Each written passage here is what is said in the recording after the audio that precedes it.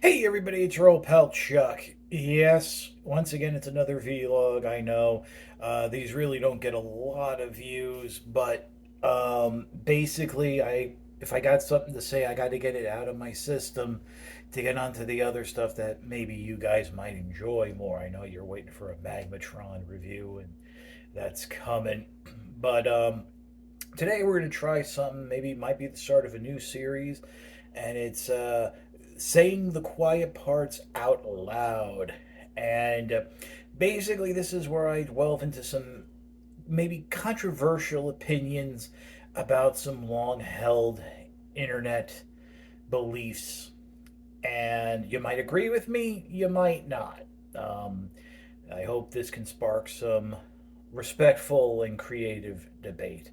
And today we're going to talk about Star Wars. Now, of course, I'm a few days late for May the 4th, but I'm not. I still think I have time before the 25th anniversary of Episode 1, and that's actually what I want to talk about. Over the weekend, Episode 1 was re released to theaters, and to the surprise of many, it did exceptionally well. It actually came in second behind The Fall Guy. Now, number one, I did not know this film was being re released. Thank you so much, Twitter. I get to hear about opinions on beef between two musical rappers. I have no idea who they are, and several different conspiracy theories. But God forbid somebody puts up a post that says, "Oh, hey, by the way, Episode 1 is being re-released in theaters this weekend." I would have gone maybe, but yeah. And a lot of people were like, "Well, I didn't think people liked the film. I didn't think it did well. It was originally. It's like, oh, it's making all this money." Well, here's the thing. Number one, Episode 1 did phenomenal. Did beyond extraordinary. And really, that's what happens when you have over 20 years, almost 25 years since the last film, and you had that much hype build up for it. I mean, for a lot of people, they may not remember Episode 1, but they remember the hype. I mean, there were people buying tickets to other films to see the trailer for Episode 1 and getting up and leaving. Now, keep in mind, back then, that's when tickets were at most $10, but $10 is still a lot of money, especially when you're like a teenager, 20 something, is working for every dollar you have. But I mean, that was the kind of thing. The movie made over $1 billion. The toys in like one night or one week made something like 100 million for Hasbro under the Kenner brand, which is kind of funny when you realize that 10 years later, for the 10th anniversary, that Hasbro tried to do a anniversary line of Episode 1 figures, because also apparently the films were being re-released in 3D, and they sold so poorly they actually closed the Kenner offices and completely dissolved the Kenner brand. But anyway, um, so the film was a hit. People initially went. What their opinions were afterwards may not have been positive, but they went and it was a hit. Personally, I thought the film was okay. Going in, I understood that unlike 4, 5, and 6, which, you know, contrary to what the stories are now, 4, 5, and 6 were written as standalone films. There was no guarantee that they were going to be a hit. I've heard stories that after Episode 4, he had the contract written in that would guarantee the other two, or during the creation of Episode 4. But remember, Star Wars was originally just released as Episode 4, which was originally released as Star Wars. It wasn't until it actually did well in theaters that they went back and added in Episode 4, New Hope, and that the trilogy was greenlit. Um, so I knew going in for 1, 2, and 3 that this was being written as part of a larger story. And there might be plot threads from Episode 1 that wouldn't be resolved to Episode 3. A lot of people didn't get that. But the bigger thing is, a lot of people are like, well, this isn't my Star Wars. This isn't the Star Wars I knew. What was this? We didn't. I remember a VH1 special. It was either after Episode 2 came out or was actually between episode 2 and 3 to the buildup of the release of episode 3. And it was a little mini documentary called When Star Wars Ruled the World. VH1 had started doing it. It was like VH1 class. I mean, by that point, VH1 had stopped playing music. So, and I just remember there was a lot of people appearing on this in costume. And quiet part out loud.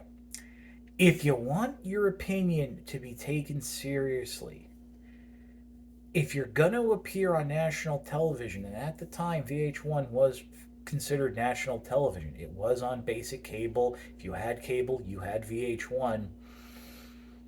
You might not want to appear dressed up in something that most people would consider a children's costume. I get your cosplaying, I get that's a thing, not my thing, but I'm just saying. And they were talking about how, well, we had the stories, we knew what happened. And what they were talking about is there was like these little bios on like the 12-inch Darth Vader that talked about Mustafar and being horribly burned and mutilated. I think that was like the first connection. It came out after Empire, so it was like the first connection between Anakin Skywalker and as being Darth Vader, and the fact that Obi-Wan was involved. Um, and then there were the comics, and apparently, the comics, they went before, they went way before, they went after, they went when it, and they all felt the stories were told. And that was one of the things that really doesn't get mentioned is when George Lucas came in and started working on Episode 1. He said, "Look, all the stuff that's been done since Episode 6, that doesn't count. This is the story now." And I know that ruffled some feathers, but what I really think got people was the fact that a lot of these guys wrote fan fiction. And fan fiction is something I could take or leave. I mean, there's some pretty good fan fiction, but most of what I've written is just horrible schlock by people who might not have a masterful grasp of the English language and grammar or any idea how to tell a narrative. Um, it's just basically just like mental diarrhea on a page. It's like everything they would want to see, whether it would work or not. And I think for the most part, a lot of fans were upset that their beloved fan fiction wasn't going to count. And again, quiet part out loud, it didn't count in the first place. George Lucas was never going to give you any type of credit. None of your work was serious, and if you tried to actually publish it, you were copyright infringing on things. But I digress. Um, See, I think what the problem, and now, so with all that being said, people are surprised that the prequels are doing well now. Now, I'm going to say that the prequels started doing well about 5 years ago when it was the 20th anniversary of Episode 1, and people really started appreciating them more. Now, you can say that was due to the Clone Wars cartoon, which did a lot better. Um, in terms of fleshing out the characters, especially that Clone War period. Personally, the Clone War show is the show that actually gives me the most ticks because I find it contradicts and leads to contradictions in the Star Wars mythology that were clearly done just to sell toys and push product. But I have a different take. Let's go back in time. The original Star Wars, what we call Episode 4, was released in 1977. 10 years later, 1987. Where were you?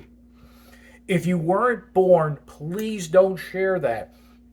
I'm saying, where were you in a metaphysical, theoretical sense, okay? I know I'm old. I don't need to be reminded. My point being is, where were the big celebrations for the 10th anniversary of Star Wars? There weren't any.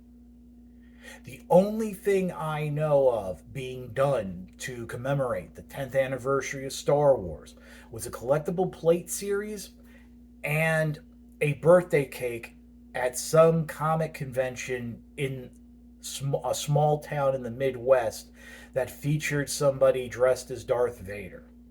That was it. You know why? Because even by 1987, the Star Wars trilogy had not become the media juggernaut that it would become. By I would I'm going to be nice and say by 1987, the Star Wars franchise, especially that first film, had reached the point where it was the kind of film you would say to people, "Hey, if you haven't seen this, you got to see it. This film is great, and the two sequels are pretty good. They tell a great story." That's where it was. Remember, there were no toys on the shelf when the Nintendo Entertainment System was around. Yes, there was a Star Wars game for the Japanese version called the Famicom. That was a little iffy. It loosely followed the first the plot of the first movie. Really didn't get a Star Wars game until the very late 80s, early 90s with the Super Star Wars trilogy on both the SNES and the Nintendo. Some of the last Nintendo games released. But there was nothing because it wasn't this big thing. People watched it, they enjoyed it, they moved on to the next thing. They moved on to Transformers, they moved on to G.I. Joe, they moved on to Thundercats, they moved on to whatever. Wrestling, who knows? It took time. It took that word of mouth. It took a little bit of nostalgia. It took the people who were 10 years old in 1977, 20 years old in 1987 to grow a little more and say, hey, I like that film from when I was a kid. Let me go see it. And they go, why? They're like, oh, yeah, I still like it. This is pretty good. This is some good stuff. And it took it took time. It took time for Star Wars to transcend pop culture, to transcend the media and become part of pop culture, to become part of the cultural zeitgeist. It didn't happen overnight. People were not leaving the theaters in 1977 saying, "This is the greatest movie ever. This will be a touchstone of my life." No, that didn't happen. Anyone who tells you it happened is wrong. It didn't. I'm telling you because I was sort of around back then. Yeah, there was still Star Wars schlock around, once everything dried out, but it wasn't this whole, oh my God. It wasn't until the 90s came around that you had that nostalgia starting to kick in, that Hasbro started producing Star Wars figures again. Because they had bought Kenner by this point, that they had started putting stuff out, that the books came out. I'm going to say it wasn't until 1997 where we had the official big announcement that yes, episode 1 was coming, which was the 20th anniversary of Star Wars. I would say by that point, if not that year exactly, that's when Star Wars became the, oh my God, this is incredible. This is the most important thing in my life. What about me, Daddy? Not even close. That kind of thing. Because again, you had the people who were 10 were now 30. They had disposable income. They were buying stuff up. They might have had kids. They introduced their kids to it. Their kids were like, wow, this is cool. And they were excited because I'm going to have my own Star Wars. That sort of thing. And that's what it took. Now let's look at the prequels. Episode 1 came out. Bleh. It made money, but afterwards you had people not speaking positively of it.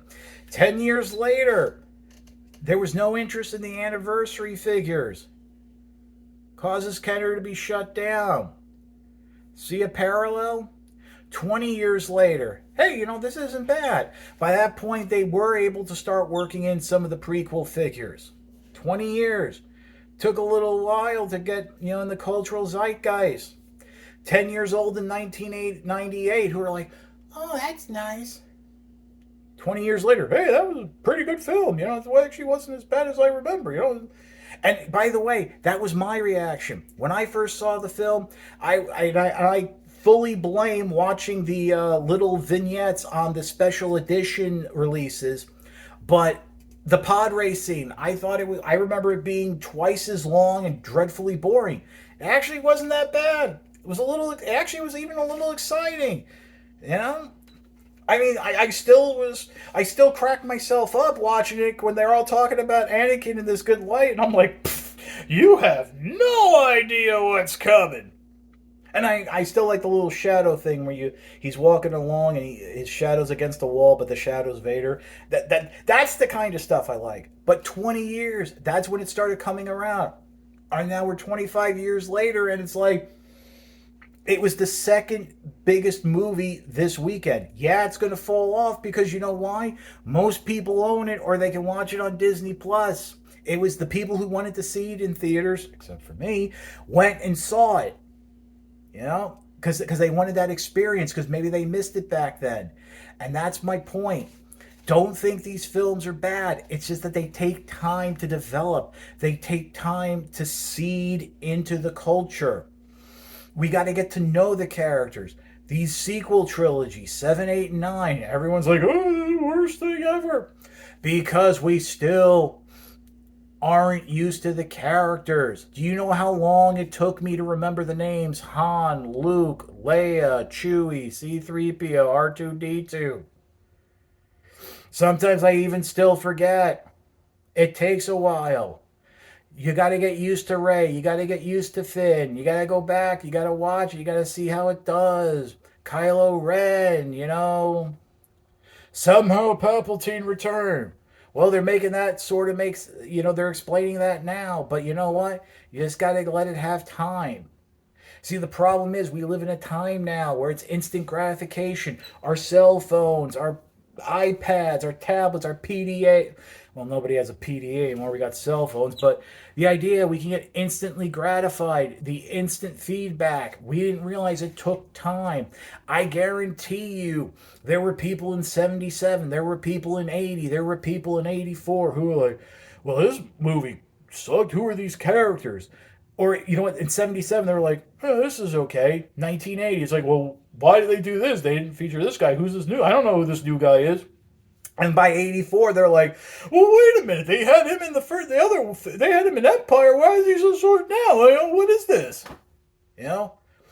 The myth of Boba Fett. Do you understand it's based on less than like 5 minutes of screen time? And when I say myth, I mean this heightened sense of deification of Boba Fett. Less than 5 minutes of screen time. And what happened? We get a show with Boba Fett. You get more of the character fleshed out. Personally, my issue is he was a bad guy. He was a murderer. He was a bounty hunter. And they're trying to make him seem good. And I'm like, no, he's not. He probably killed children. So, but yeah, people didn't like it because it's not what they built up in their mind. And what they built up in their mind was based on less than 5 minutes of screen time. It needs time to let things seed.